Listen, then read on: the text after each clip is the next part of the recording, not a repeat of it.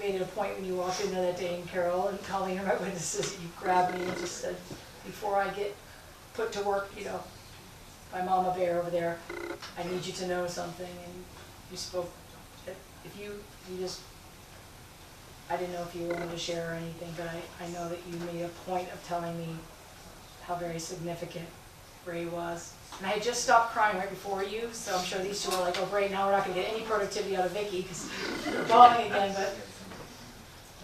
Do you remember? Okay, you don't have to talk, you're so sweet. But I want you to know that you saying that, you didn't get into any details, it was just the fact that you said. I don't know what to say Ray that. was the one there when she needed somebody else. Yeah, you said that you felt that my brother saved your life, and I went to say, that was very kind of you, go, no, listen to me, you pulled me in, our heads bumped. Surprised I didn't have a bruise, but you were just like, no, you need to know I'm not, you were crying, you got my immediate attention, you said that he literally saved my life, Vicky, and he wouldn't give up on me.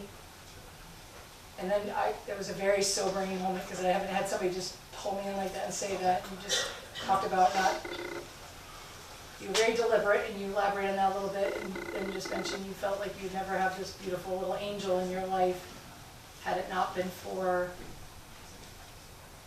either it was just that moment or the friendship in general, but that was incredible. And I could feel your genuine love and regard for Ray. And it was cute when you found a little ring and said, it was a ring, right? We said that, never taking this off. You seem like a little schoolgirl that was. I lost it within a day and found it. That's Took good. a laundry mat. Oh my God, thank you. But it was just sweet. Yeah, Mom was there. It's okay. Side dryers again? Well, you know, cycle away from home. That was sweet. That was really sweet. I want to put in the dryer.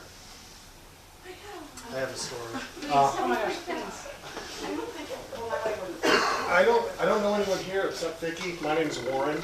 I met Ray when he brought an application into Fuddruckers, and I hired him.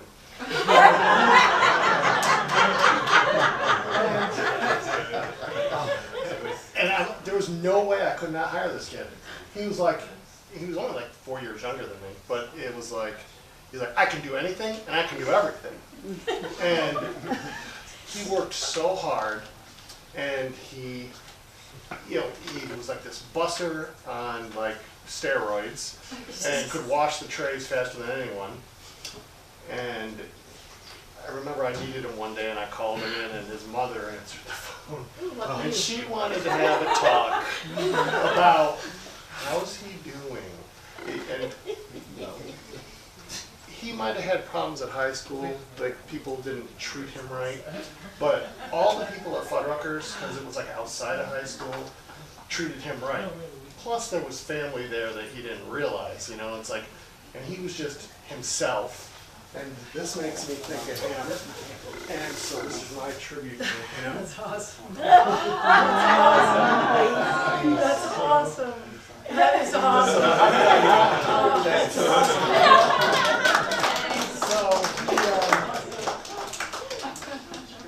And it goes on, you know, so he learned almost every job, and then we move him up to French fries. And if everyone been in that restaurant, you go into the line and you can see all the cooks. So who is the most flamboyant fry boy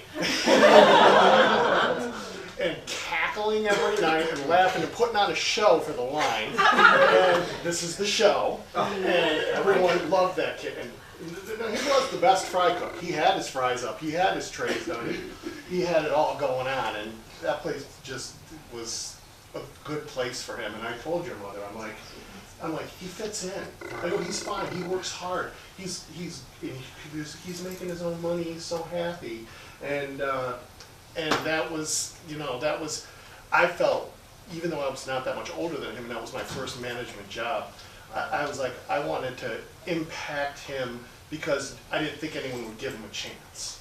And the truth is, just like everybody said here, because you looked at him, you knew who he was, what he was. You could make assumptions that most were true, and I was more hidden. I could pass, But in the game of life, he's the brave one, the hard one who fought, who makes our rights what they are. Because he didn't have a choice. That's just who he was. He was actually probably pretty lucky. Some of us, can fade into the woodwork, but he never did. So then there's another story. So I'm the manager of this beautiful Fuddruckers and everything, and I have an off-site meeting, and my big boss is there. And there was another punk girl there, her name was Stephanie, he was friends with. And I think it was payday, and if you remember, it's Olive Garden now. So it's on the parkway there, Fuddruckers is Olive Garden now. And there's a lawn there, it's still there, there's a lawn there, and his leather coat is laid out. And him and Stephanie, I'm coming back from the meeting, and my boss is behind me in another car. And him and Stephanie are rolling around on the parkway lawn, making out. Thanks, Ray. Thanks for well, this is the line when I had to talk to him later about it. Well, Stephanie was there. You weren't. I'm your boss. And you're so cute. I'm older than you, and I'm in a committed relationship. It is the 80s, but no, Ray. Let's get back to work. And I think Fuddruckers was like this big relief for him. Just like he was accepted. Yeah. And he brought Vicky there to meet me. And it was just this big deal. This big deal. This is my sister. This is my sister. Like there's. The president was coming, or the Queen of England, more like, and and then I met her, and she's so wonderful too, and it's been 30 plus years, but that kid, to me, because he just was himself, and nobody, he didn't have to make any apologies or any excuses, and he could just be out there, so. This was for him. Yeah. That's awesome. So. You're awesome. Wow. Thank you. Thank you. Your message too. You're a good man. That's awesome. Yes. It's just so funny how, things just impact you, and like I said, I haven't seen him in all those years, but I just remember this kid I hired that I thought I could do something for. Yeah. And he really did something for me. What were those years at Fuddruckers on? I want to say early 86. About 86. 87. Didn't they have a sauce called Mother Fuddruckers? Yeah. Right? And used to have all that meat hanging on the ceiling. Yeah. I remember going there. Yeah. Way when I was They young. had great shakes. Wow. So Ray worked there. So Ray ended up being like the fried boy. Well, he was everything. Everything. He knew everything, and he was quick and smart, and everybody liked him there. He didn't have any conflicts. Now, did he wear his hair up, or did you guys have to put on a little? He had to wear this little paper hat, which he stuck some of this. And you know what? It's like, I'm hiring him. Good for you. That was nice. That is awesome. He had fun. No, I remember. I do. He loved that job. He did. Yeah, It was just great to see him. And you came in, and it was, I can tell he was proud, and that's like, Yeah. that was fun. Yeah, it It's was. funny, they say, like, at this moment I won't get it right, but I love quotes, and I know, like, either Mother Teresa quotes that rhyme with my dad, like, let nobody come to you or leave you without being happy, or, just said, people might forget what you say or what you've done, but you'll never forget how people made you feel. Mm-hmm. So I think feeling fits in with energy and essence, and that's why sometimes it's almost like the extras are semantics, it's a feeling. I mean, I hate to say it in a comparison, but a dog feels and senses, right? They feel good energy or fear, but I knew that Ray felt really good and fun, and people like a flower, they unfold when they feel safe, and then when it gets fun, that's really awesome. Yeah. No, Yeah, I mean, it's like it was. very I think that was a very good time for him. It Yes. showed him, you know, all those struggles of being the social outcast, which he wanted to play, but at the same time showed him, you know, that he could do anything. No, thank you for that. I know it seems weird later, but it's like any moment of somebody when they believe in somebody, and that's why I remember he wanted me there because he knew he was good at it. But that is predicated on somebody giving you a chance. So I'm grateful. And I hope you can take that with you forever too, because every time you make somebody feel that way, that's a win. And little wins help somebody over time, and that was amazing. And that other nice lady spoke up from Amphenol. I know that Ray, even if my parents didn't know what it was, when Ray was entrusted with some things, because there were some kind of like secret government contracts or different things like that. So when he was able to pass certain tests or get just the pride of when he'd come home and just talk about these things, and I was like, oh my God. I mean, first of all, I'm jazzed when somebody, and you love them, is so excited about something they're good at. You know, there's my mother. Well, what the hell does that mean? I'm like, Mom, you're not gonna know anything about freaking circuits. This is military defense stuff. It's under lock and key. You know, I mean, Ray's doing really well and he's excited, and I just remember seeing that. He liked being part of something. That's right. And he was part of that. You know, he was a big part of that crew. That's right. And it was a fun night if he was there. I bet. Yeah. And thank you for that, just for sharing. That's incredible. Ladies and gentlemen, Yes. this is Ray's immediate family. They've been traveling since 6 o'clock in the morning. From to Texas. So everything that's been said so far, you have to repeat. Oh my God, this is yeah, I bet. Oh, darling. Oh.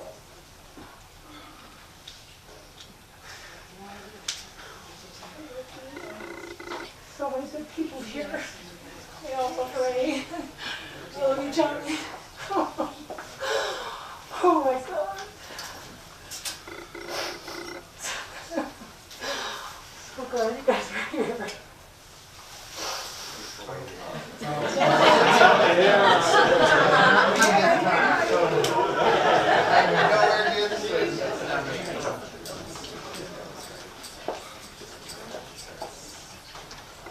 Yes.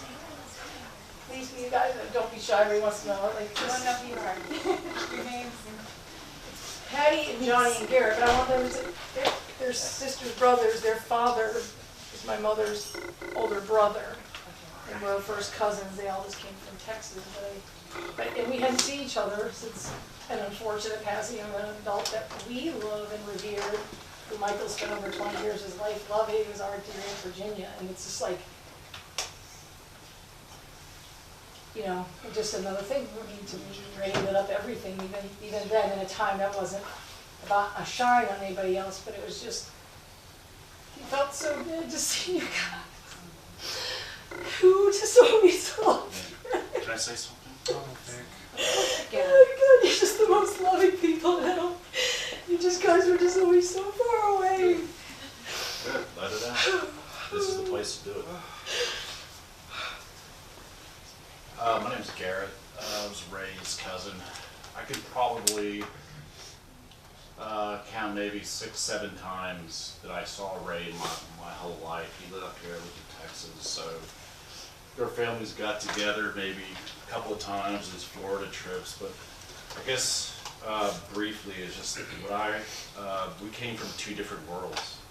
You know, Houston, Texas, suburbs, you know, just that's where I grew up, and I remember coming to New York City.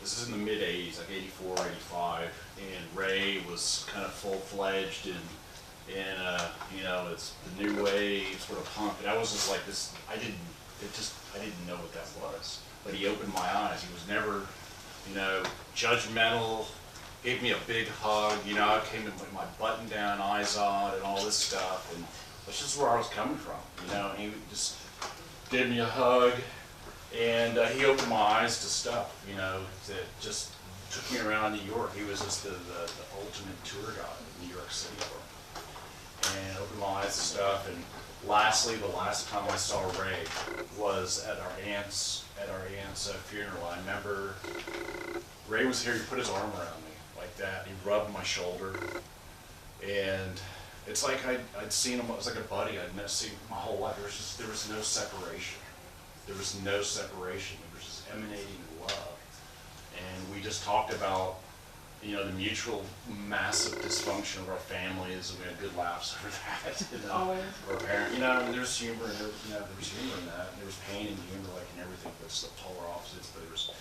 But he was looking, you know, he looked me in the eye like he never had before. That last time I saw Ray in New York City, it was 4 years ago or something, 5 years, whatever it was, and just he had his flannel on. He rubbed my feet, I rubbed his, and we're just two old guys, you know, and we just had a great till the early hours of the morning.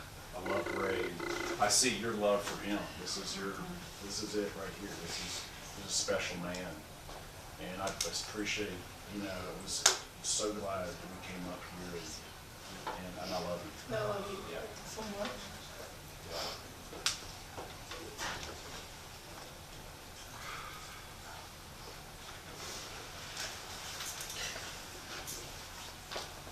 Thank you. Yeah.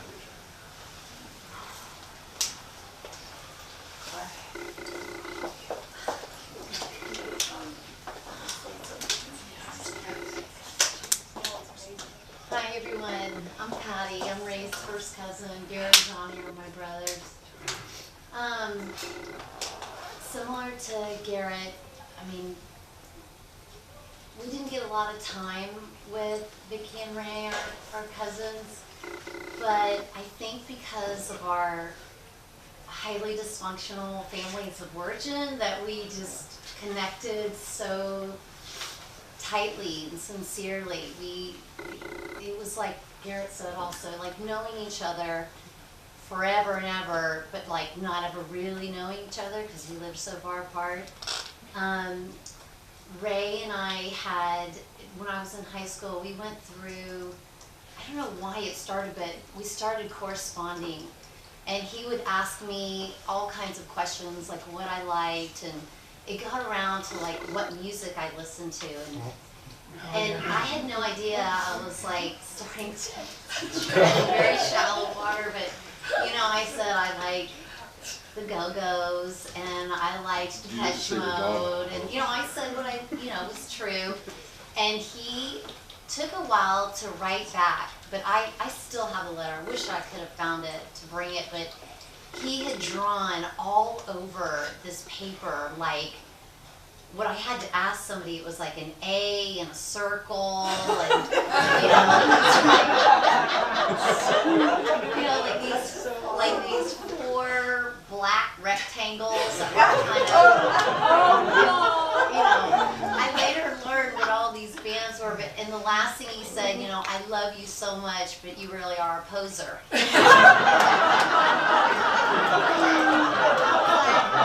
Okay. And then that was like the last letter for a while. And then when my parents moved overseas, I was sent to New York to do Thanksgiving with our other brother Walter. And we got on a bus and went out to Binghamton and spent Thanksgiving with Ray and Vicky and my aunt and uncle. And wow, it was interesting. And I can remember my aunt who I loved her. She was larger than life. She had this cigarette, and she was at the bottom of the stairs, screaming for Raymond, screaming. I was just like, wow. And Ray, he literally just came to the top of the stairs, and he did this sashay down the stairs. He was like, yes, mommy dearest.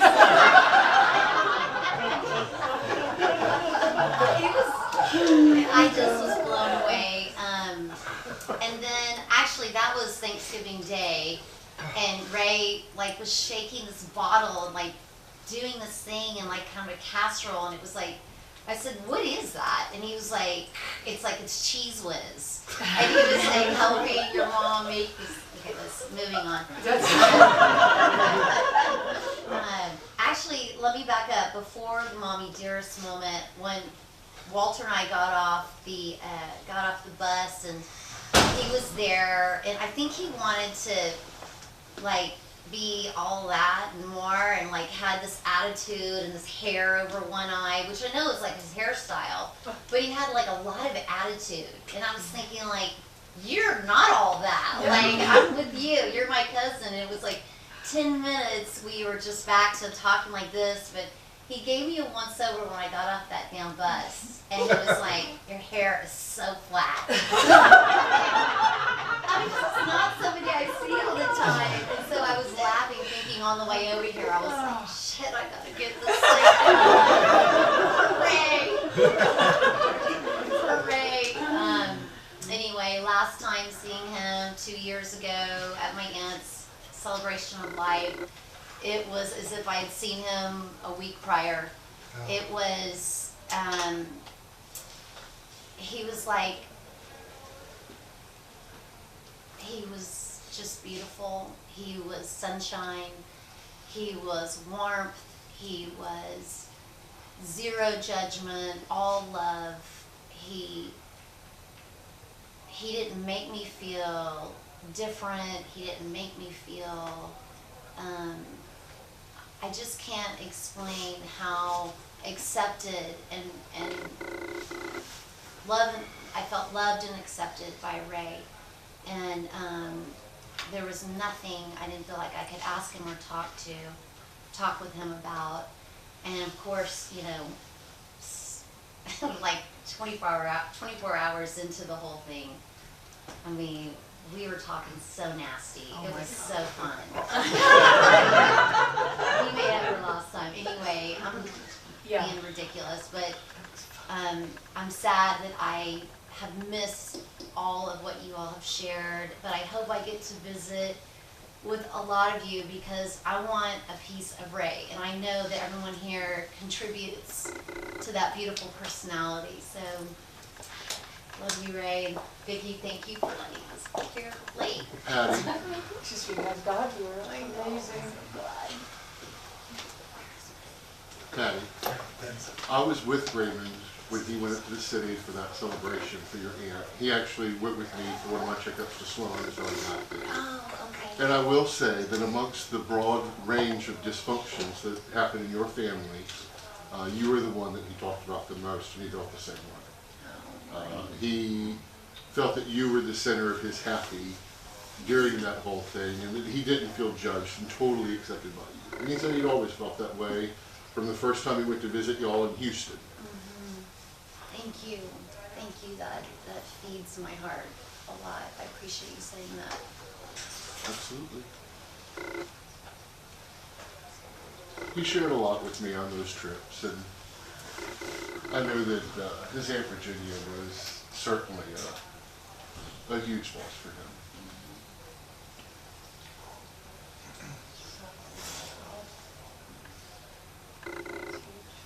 He talked about that almost as much as he talked about Vicki and the bar and the ball game.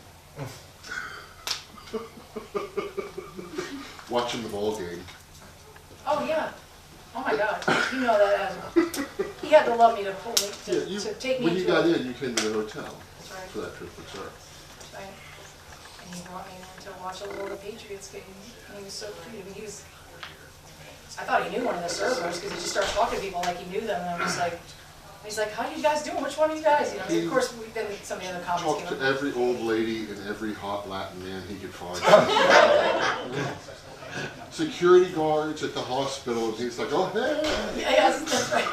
How sweet are you? And you're right, there's no shyness about that, right, Jerry? It's like, you know that too. It's just whatever that boy thought, it came out. Yeah. No, he was really. We were dangerous in the city. Why do I have a feeling you tempered that just a little bit, though, probably? Well, I don't know. I don't. When I was in my full-blown crazy, Raymond was actually the normal-looking one. When I first had the brain tumor and all that was going on, I mean, I'd go to the grocery store and the cashier would say, well, how are you today? Oh, well, you know, my eyes don't water as much when I pee anymore, so that's a good thing. It was one of those weird sympathetic nervous system things that happened, and, you know, line full of people, total stranger. So, yes, we were quite the duo. Oh, absolutely. absolutely. I just love the videos. I think everybody's seen them, put them on Facebook, just how happy he was, just driving down to the city with you. And I used to sit there and think, he's like, because he does this full narrative, I'm like, I just wish there was like that other little camera of like Jerry's face during this, like, yes, dear. Yes, that's the 50th time we've gone over the George Washington Bridge, and it is that exciting again. You know what I mean? It was just like Groundhog Day, but. That last trip, he was videoing when we were going over the GW Bridge, and he was trying to do some sort of narration, and just getting all lost. I know, the only thing he didn't do, I just wanted to see your face, and then I was like, oh my gosh, what is Jerry? I would pay to see that right now, you know. You have the patience of a saint, too. Yeah, it's just, that's. You know, Vic, I listened to all you guys tell stories about Ray and how funny he was, and he was absolutely all that funny, and but like Vicky, I was this super jock, you know, completely outside of the world of anything punk, and you know, afraid to be anything different. Like, that's why I find Ray to be very courageous. But I remember he was funny, but I remember my relationship with him being way more serious. Like, I remember taking him very seriously. Like, he explained anarchy to me, and he explained Dead Kennedys to me, and he explained Dungeons and Dragons to me, and he explained like all of that, you know, all the safety pins. Like, he was very patient in explaining all this stuff to me, and I felt like we had a good relationship because of it. Like, I didn't care that he looked the way he looked. I certainly hated the way people treated him, and I think we had a relationship because I did take him so seriously. But he definitely helped my mind to grow at a time when I was, you know, 13 or 12 or whatever, how old I was, you know. That's right. Oh, no, absolutely. That's what I was kidding when I was saying my only complaint when we were kids, was like that whole, hey Raymond, can I have my friend Lisa back? You know, she's been in your room for an hour. You know, of course, it's much more interesting over there in that room. It was like the music and information museum, you know. You know, what years did you know Ray? You were in UE High School, right? I met Ray when he was about 2, so I grew up. Really? I lived You across really the go street from back. these guys. On Like I said, Crescent? they were my friends. They were my first friends. Because I grew up with your brother Brian.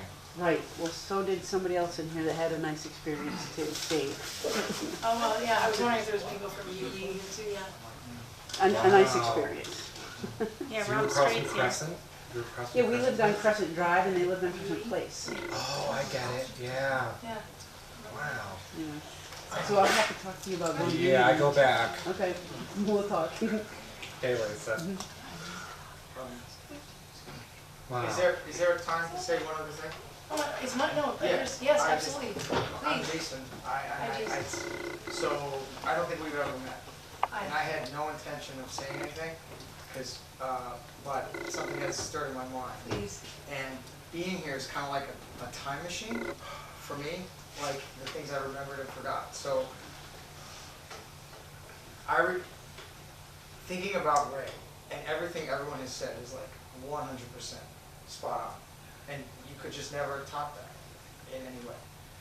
And when Jenny told me, you know, and she'd said like I was wondered when it might be, you know, I wasn't like shocked or anything. I was just like, okay. And then I remember thinking, it's 2018.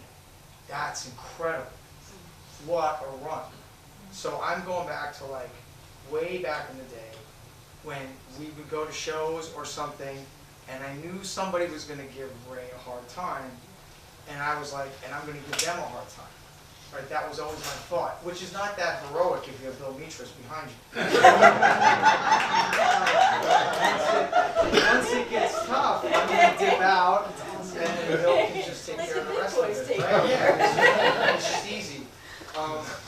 But I was just thinking what Ray's cousin said about, hey, we're just two old men, like rubbing our feet, and I'm not sure, because I'm still having a hard time figuring out if I'm old or not, but I think everyone who's younger than me thinks that that's probably true.